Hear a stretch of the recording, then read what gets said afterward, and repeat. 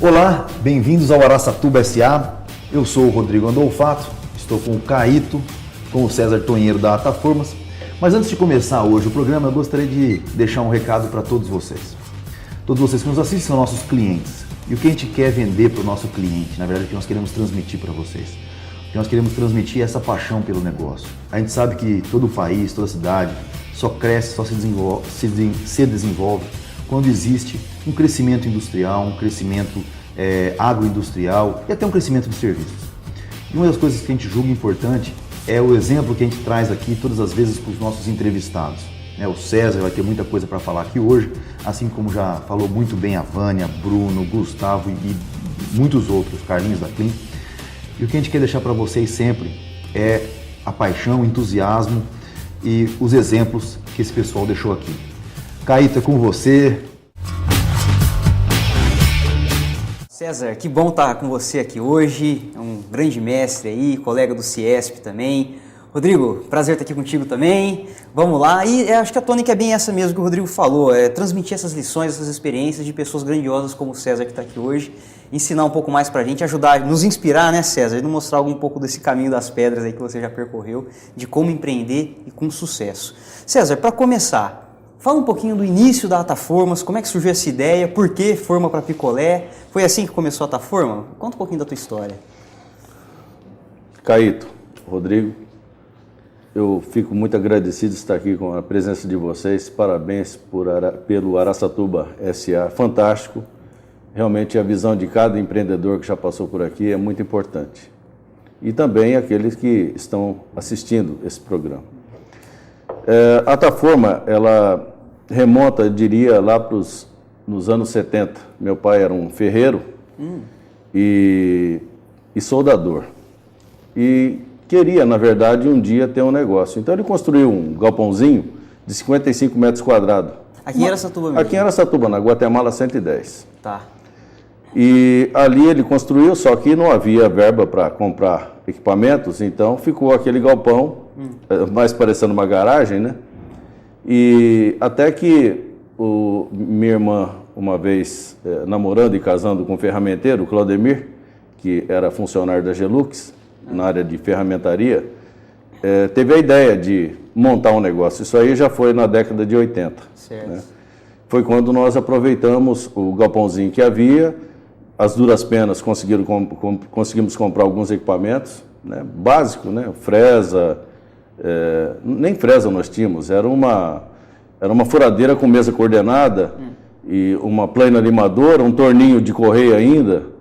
Então foi um negócio bem rudimentar, mas o suficiente para que ele pudesse iniciar. Eu, como era bancário nessa ocasião, não podia ter uma personalidade jurídica, não poderia compor, então éramos sócios pro forma, né?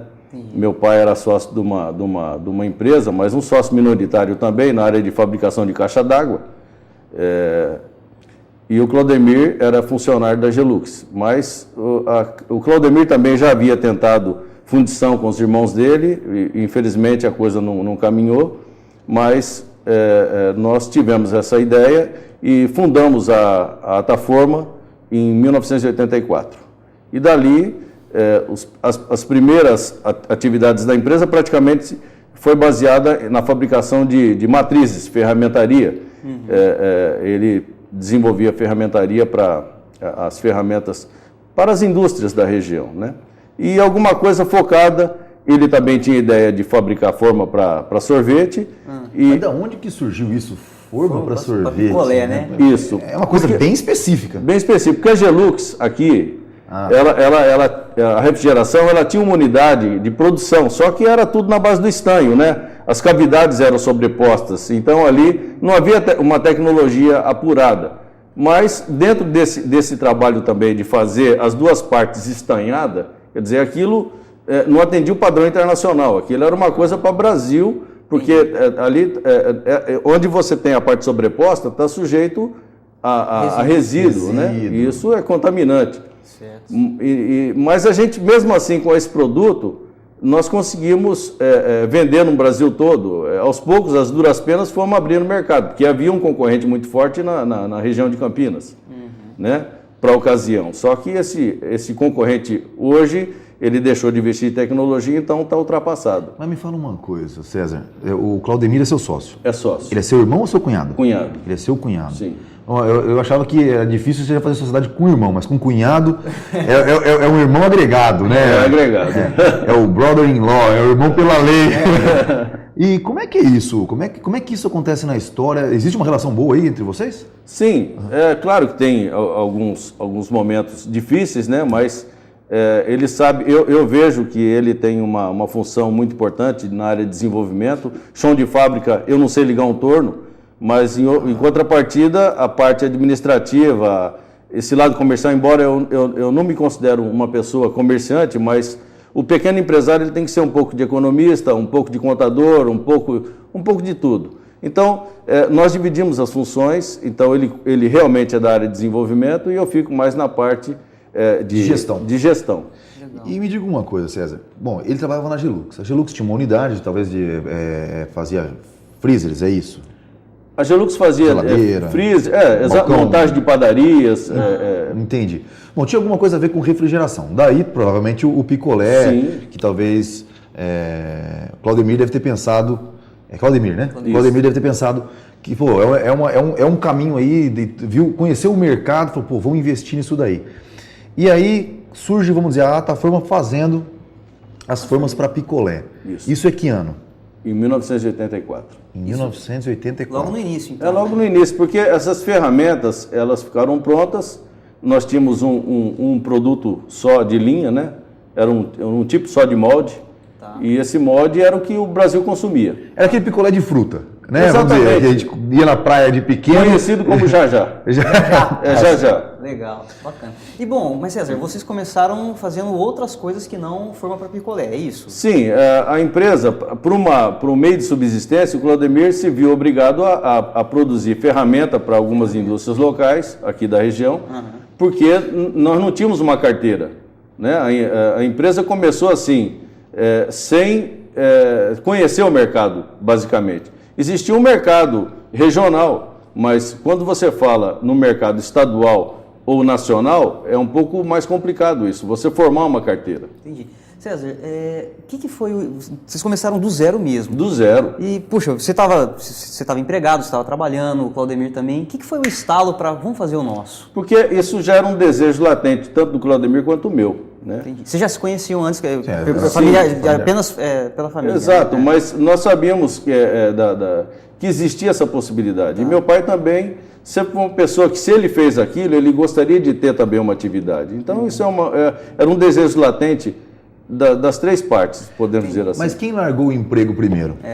O Claudemir, porque ele é ferramenteiro e dali ele tirava a subsistência dele, né? Então, era uma coisa assim, porque para formar uma carteira e gestão, é uma coisa que você pode fazer um pouco meio de longe, mas a produção em si depende da pessoa ali, na linha de produção. Eu falo isso porque nesse momento, vamos dizer, a Ataforma pagava prolabore somente para um, né? E normalmente na sociedade isso às vezes pode causar algum ruído, porque no primeiro momento ele largou o emprego, você continuou como Sim. bancário e ele foi para...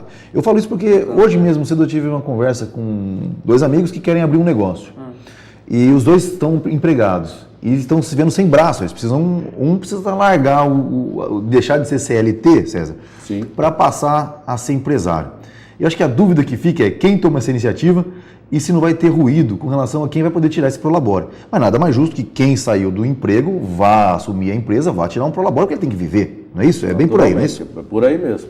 Agora, como é que, tira uma dúvida minha, César, como é que funciona para fazer uma forma em aço inox? Até hoje eu tenho uma dúvida.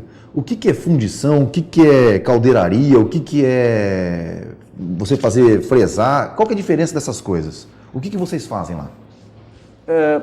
Aqui você verifica em Araçatuba muitas tornearias. Tornearias. Quer pegar o aço pronto e moldar ele através de uma ferramenta, do torno. Isso. É isso? Então, por exemplo, meu primo, ele tem a Robin Tornearia.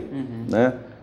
O meu tio, o pai dele, é uma pessoa que está aqui nesse segmento há muitos anos. Inclusive, o Claudemir chegou a trabalhar pouco tempo na Tornotécnica Tonheiro, ali na Guapeí. Então, já existe uma vocação na área de metal mecânica. Metal aqui mecânica. Na cidade. Só que existem essas diferenças, né?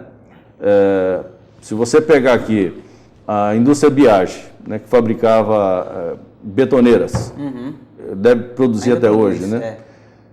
Aquilo é uma espécie de caldeiraria, porque tem aquela parte de, como tem a Boteon aqui em Birigui, né, que são empresas de caldeiraria, como também tem a Artinox e outras empresas do segmento que produzem equipamento para frigoríficos, laticínios e coisas do gênero. Mas o que é caldeiraria?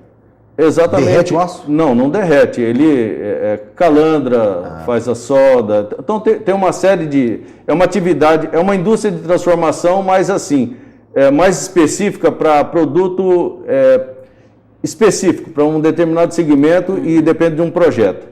O nosso caso já não dá mais escala de produção como dava no passado, porque os moldes também, houve uma exigência que o setor queria novidades, mas são ferramentas produzidas para produzir em escala.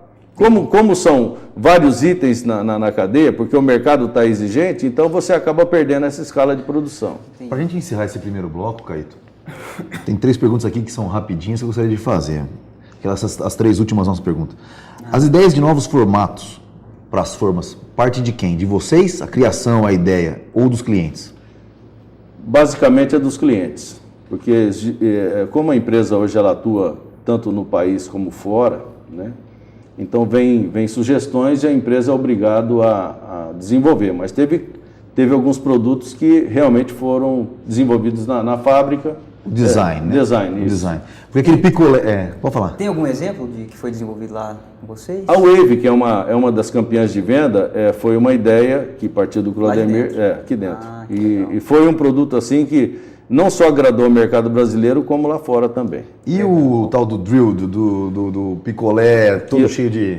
Cheio de efeitos? Cheio de efeito, parafuso. Essa ideia, na realidade, surgiu de um ex-engenheiro da Kibon e da Tetra Pak Heuer, que é uma das líderes mundiais de equipamentos no mundo, se não for a líder, né?